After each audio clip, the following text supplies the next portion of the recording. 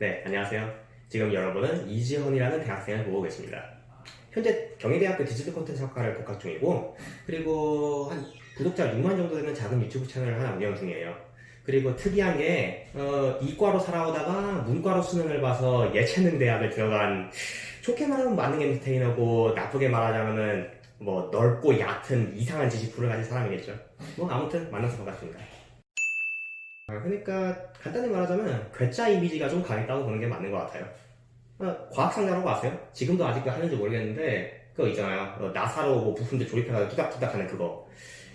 초등학교 3학년 때 문구점 앞을 지나가다 할머니한테 사달라고 졸랐거든요. 갑자기 딱 꽂혀가지고. 근데 그 이후로 그거 진짜 미친듯이 파고들었어요. 초등학교 때. 얼마나 파고들었냐면은 그것만 해가지고 뭔가 뭐 교육청대회 뚫고 교내대회 뚫고 교육청대회 뚫고 시대회 뚫고 나가서 전국대회 2등상까지 수상했던 거 그 정도로 엄청 파고들었죠.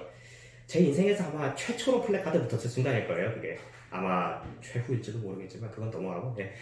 아무튼 그때부터 뭔가를 만들고 올리고 해가지고 사람들한테 인정받는 데 재미를 좀 붙인 것 같네요.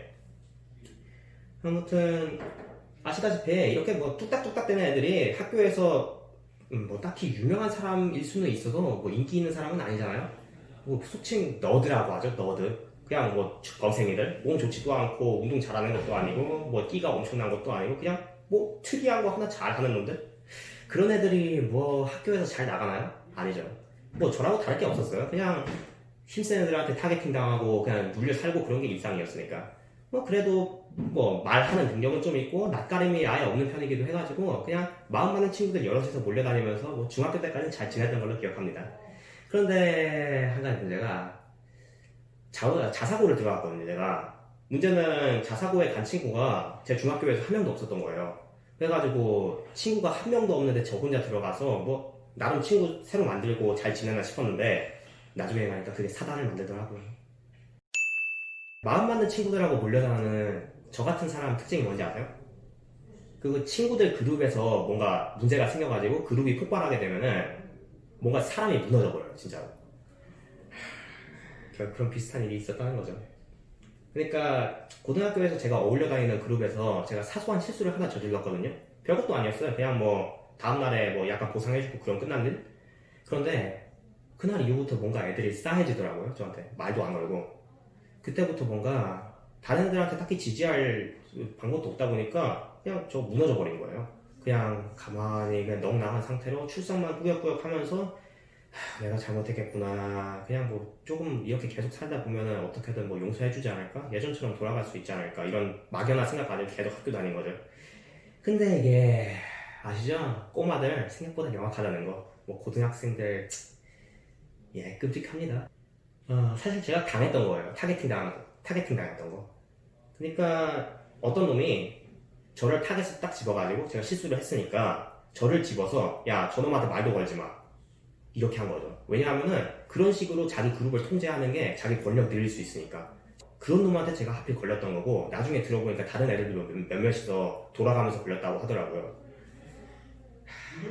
어떤 사람 대회 피질에서 나올 수 있는 생각인지 모르겠는데 아무튼 그래요. 예. 그런 애들이 있어요. 아무튼 그렇게 진실을 알게 되니까 그나마 꾸역꾸역 학교 출석하던 것마저 못하겠더라고요. 오죽하면은 학교 출석하려고 할 때 공황발작 증세가 일어나가지고 학교를 못 갔겠어요. 그게 다행히도 여름방학 며칠 전이어가지고 아무튼 뭐 결석이 너무 심해져가지고 퇴학당하는 뭐 그런 일은 없었는데 아무튼 간에 정신을 도저히 못 차리겠더라고요. 그때부터 망가진 상태로 그냥 좀비 같았어요. 예. 자고 일어나서 겨우겨우 이제 정신 잡을 수 있는 게임만 하다가 다시 자고 게임하다가 다시 자고 진짜 그 상태로 보내는 거예요. 그리고 그 학교에는 다시 발도 못 붙이겠으니까 필사적으로 어떻게든 다른 학교를 가야겠다 싶어서 전학을 갔는데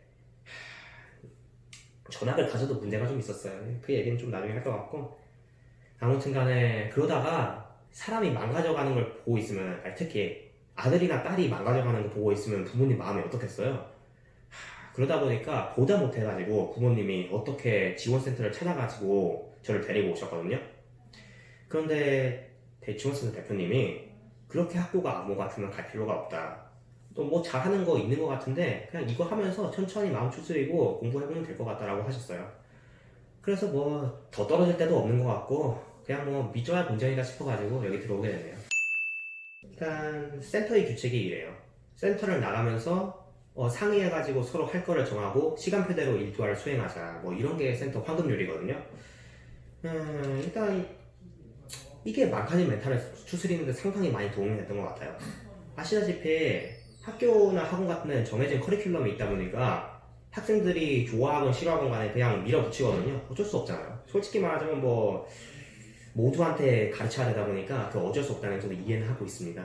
그런데 제가 그 당시에 무기력증이 너무 심각할 정도로 발전을 해가지고 사실상 옆에서 뭔가 하라고 했을 때 그냥 발작을 일으키는 증세 수준이었거든요. 그러다 보니까 뭔가 밀어붙이면은 죽겠는 거예요.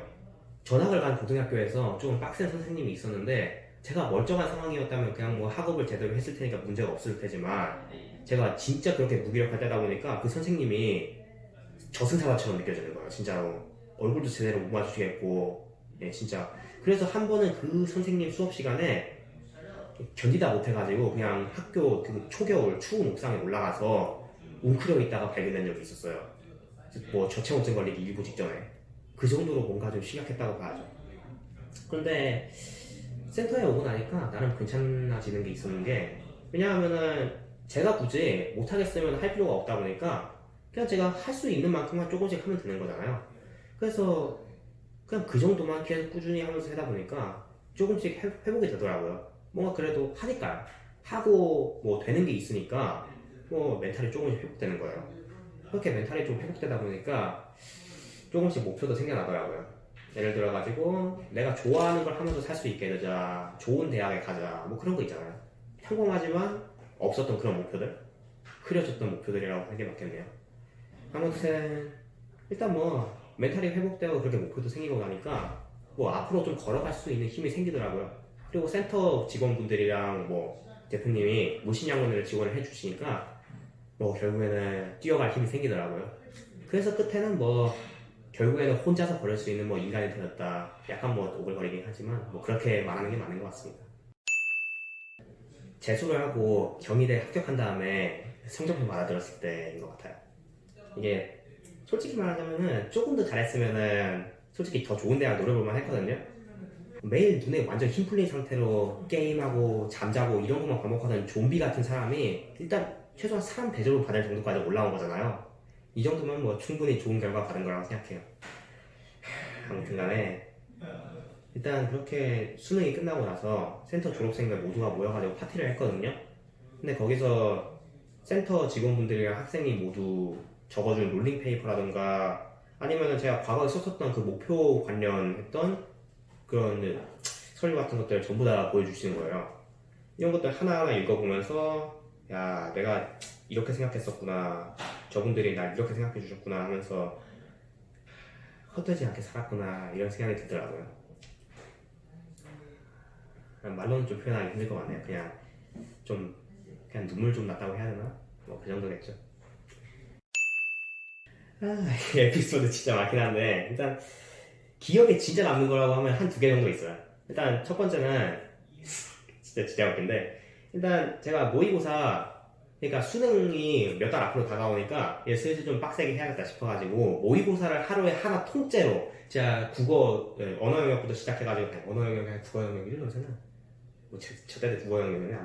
아무튼 국어 영역부터 시작해가지고 사탐까지 앉은 자리에서 끝까지 시간 제한 두고 점심시간까지 제대로 둬서 진짜 똑같이 풀어보는 식으로 공부를 했거든요.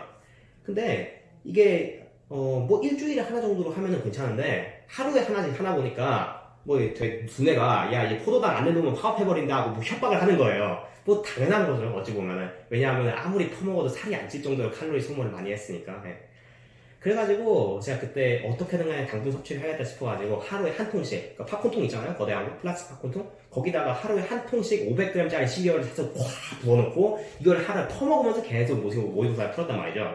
근데 하루에 한 통씩 먹었어요, 진짜로. 말도 안 되게. 근데 살이 안 찌더라고요. 공부는 사람 할 게 아니에요. 그러니까 좀 편하게 살아요, 재능이 있었죠. 아무튼 그렇게 하다 보니까 과자가 책상에 한두 개씩 쌓여가는 거예요. 여기에 하나 거대한 시리얼통 하나 있고, 여기에 뭐 쿠크다트 쌓여있고, 여기에 뭐 아이셔 같은 거 쌓여있고, 그렇게 아주 뭐 과자 가판대처럼 책상이 변했는데, 뭐 같이 공부하는 애들 입장에서는 이게 얼마나 구미가 담기겠어요. 아, 저거 하나만 먹어보면 맛있을 텐데. 그러다 보니까 후배 몇 명이서 그거를 몰래 뺏어 먹는 거예요. 훔쳐 먹어요. 아니 그냥 말을 해주면 하나씩 줄 텐데 그거 굳이 뺏어 먹어. 왜 그래요 대체? 아무튼 그래가지고 분명히 심증은 있고 이거 뭐 과자가 줄어든 것까지 대충 심증은 있는데 물증을 잡을 수가 없으니까 한 번은 안 되겠다 싶어가지고 과자에다가 함정을 좀 설치해놨어요. 그러니까 시리얼 통에다가는 그 숟가락을 보통은 정방향으로 놓는데 일부러 뒤집어 놓은 다음에 뚜껑을 덮어놓고, 그리고 아이셔 같은 경우에는 3의 배수로 딱 떨어지게 개수를 맞춰놔가지고 정렬을 해놓은 다음에 집에 간 거죠. 자, 다음날 돌아와서 무슨 일이 벌어졌을까요? 저도 솔직히 예상을 못했는데 트랩이 작동해 있더라고요. 숟가락이 어느새 정방향으로 돌려져 있고 아이셔를 꺼내가지고 정렬을 해보니까 3개 이건 왜 2개야 이렇게 돼 있는 거예요. 그래가지고 그날 아침에 혼자 자고 있었던, 공부실에도 자고 있었던 후배를 와가지고 야 마 너가 먹었지? 라고 추궁을 하니까, 처음에 아니라고 하는데 계속 추궁을 하니까 이게 맞긴 맞는데 어떻게 알았어요? 라고 하는 거예요. 그래가지고 제가 트랩을 설치했었다는 걸 자세하게 설명을 해주니까 아주 기겁을 하더라고요. 그 뒤로는 안 훔쳐먹었어요. 이래가지고 사람은 좀 제대로 한 방 먹여줘야 좀 알아들어요. 진짜 그런 사람들이 있어요. 아무튼 진짜 웃긴 에피소드였죠. 아직까지 기억이 아주 생생해요 그게. 그리고 두 번째 에피소드는 이것도 모의고사 풀다가 나온 건데, 이건 저번은 그냥 좀 재밌어가지고 기억에 남았다고 한다면은 이거는 아주 열뻗쳐가지고 기억에 남는 거라고 해야겠네요. 그러니까 제가 문과로 바꿔가지고 시험 봤다고 했죠. 그래가지고 몇 달 안 남았는데 빠르게 사회탐구를 섭렵해야 되는 상황이었어요. 그래서 사회탐구 모의고사 엄청나게 풀었는데 문제 하나가 있더라고요. 뭐 도표 해석하는 그런 문제였는데 웬만해서는 풀리는데 이게 한 10분 보고 있어도 안 풀리는 거예요. 제가 후배하고 같이 뭐 안 풀리는 문제 있으면 같이 풀어보는 게 재미가 들렸었는데 후배가 그 문제를 들고 왔거든요. 제가 무슨 10분을 들여봐도 안 풀리는 거예요. 분명히 문항 전부 다 괜찮은 것 같아. 이것도 괜찮은 것 같아. 저것도 괜찮은 것 같은데 이것도 괜찮은 것 같은데 한 10분씩 계속 들여다보니까 눈이 아주 여기까지 가 있는 거예요. 이 새끼 어딨어? 답이 뭐야? 이러고 있는데 안 되겠다 하면서 뭐 포기하려는 순간에 뭔가 머릿속에 스치는 게 있어가지고 한번 보니까 진짜 거기서 머리 터지는 줄 알았어요. 10%가 아니라 10%포인트라고 적었어야 되는데 10%라고 적어놔도 틀린 문항이 있더라고요. 그래서 상식적으로 그냥 10%라고 적어놓으면은 그냥 10%라고 생각하지 누가 퍼센트 포인트까지 붙여서 생각하겠어요. 사회탐구 과목에서. 그러다 보니까 야 이게 아니면 답이 아닐 수가 없다 해가지고 이거다라고 한 다음에 답을 확인해보는 게 진짜 퍼센트 포인트가 아니라서 답이 아니라고 하더라고요. 그때 만든 사람 뭐 진짜 망치 같은 걸로 한 뭐 라인 아트 궁 아시죠? 망치 나가신다 그런 거 진짜 그런 거 한번 때려버리고 싶었는데 아무튼 그 정도로 열뻗친 문제여가지고 머릿속에 아주 수치까지 아주 딱 박혀가지고 기억돼 있습니다. 아무튼 그 두 개가 제일 기억에 많이 남았던 에피소드 같네요. 그러니까 학교가 비유하자면 공산품 비슷한 거죠. 예를 들어가지고 그냥 보편적인 사람들한테 그냥 잘 맞아 들어가요. 그냥 뭐 사람이 링이고 뭐 여기 교육이라는 게 뭐 물체 같은 게 있으면은 그냥 보통은 잘 이렇게 맞아 들어가는 거죠. 근데 만약에 뭐 심신적으로 망가져 있는 학생이 있으면은 이거 밀어 넣어도 안 들어가는 거예요. 근데 학교 입장에서는 뭐 공교육이다 보니까 억지로 밀어 넣는 거죠. 그러면 학생이 더 망가지잖아요. 뭐 나라가 떨어지고 그런 건데, 그에 비해서 센터 교육 같은 경우에는 그냥 맞춤형 상품 비슷하다고 보는 게 맞는 것 같아요. 그러니까 사람이 어떻게 망가져 있는가 좀 파악한 다음에 어떻게 넣어야 될지 좀 고민하는 거, 그 정도. 물론 이게 맞춤형 상품이라는 게 뭔지 100% 좋다는 얘기는 아니에요. 그냥 평범한 사람이라면은 그냥 뭐 공산품 먹어도 상관없으니까 그게 더 싸고 편하니까. 그런데 일단 심신이 망가지는 학생한테는 공산품 교육 같은 거 받으면은, 공산품 교육이라고 하면 약간 좀 이게 어감이 좀 나쁘긴 한데 나쁜 거 아니에요. 절대 이런 거 아니고. 그러니까 그냥 공교육 같은 거 받게 되면은 좀 심신이 약해진 사람한테는 진짜 좀 데미지가 심각하거든요. 그런 사람들한테는 그래도 센터 교육 같은 게 좀 도움이 많이 될 수 있으려고 봐요. 학교나 학원 같은 거는 학생들 머리에다가 어떻게 정보를 효율적으로 넣어가지고 대학 시험을 잘 보게 만들까 이런 거에 집중하는 느낌이잖아요. 근데 센터의 경우에는 빠르게 집어넣는 게 아니라 이 학생이 먼저 대학 시험을 왜 잘 봐야 되는가 이걸 먼저 납득시키고 가는 느낌이라는 게 좀 강하게 들어요. 그냥 매주 뭔가 좀 동기 강의 같은 것도 하고 뭐 그러거든요. 근데 일단 그 부분이 다른 학원이나 학교하고 센터가 차별화되는 가장 큰 점인 것 같아요. 이게 뭐 제가 학교 자체를 혐오하고 있었던 상황이니까 그냥 고졸 정도에 머무르지 않았을까 싶은데, 최악의 상황에는 심신조차 제대로 추스리지 못했을 테니까 어디 산에 묻혀 있었을 거라는 생각이 들어요. 그건 좀 끔찍하긴 한데 아무튼 벌어지진 않은 미래니까 다행이고요. 아무튼 간에 심신추스리게 돼가지고 제가 진짜 사랑하는 가족하고 친구들한테 폐를 안 끼치게 된 것만으로도 감사해야죠. 진짜 다행이에요 그건. 그냥 뭐 센터에 도움 필요할 때마다 와서 좀 일손 거들어드리고, 그리고 현장 학습 같은 거 갈 때마다 후배들이 인솔하는 정도를 하고 있어요. 뭐 간간히 더 얘기하고 싶은 후배들이 있으면은 시간 내서 이야기하기도 하고요. 물론 뭐 여기 다니고 있는 학생들이 모두 뭐 어려운 시기가 있었던 학생이니만큼 저도 뭐 어려운 시기 겪었던 선배로서 뭔가 도움이 필요하다면 뭐 여러모로 도와줄 생각입니다. 발 디딘 자리? 그러니까 발 디뎠던 자리 있잖아요. 이게 발 디딘 자리라고 하는 이유가 일단 뭐 센터가 제 과거이기도 하고 그래서 과거형으로 말한 것도 있지만 일단 사람 익사하는 걸 좀 떠올려 보시면 될 것 같아요. 그러니까 사람이 일단 물에 빠지면은 있는 것 허우적대다가 발에 아무것도 안 닿으면은 절망에 빠지고, 그리고 몸에 그 절망하면 힘이 빠지다가 물 들이키고 죽게 되거든요.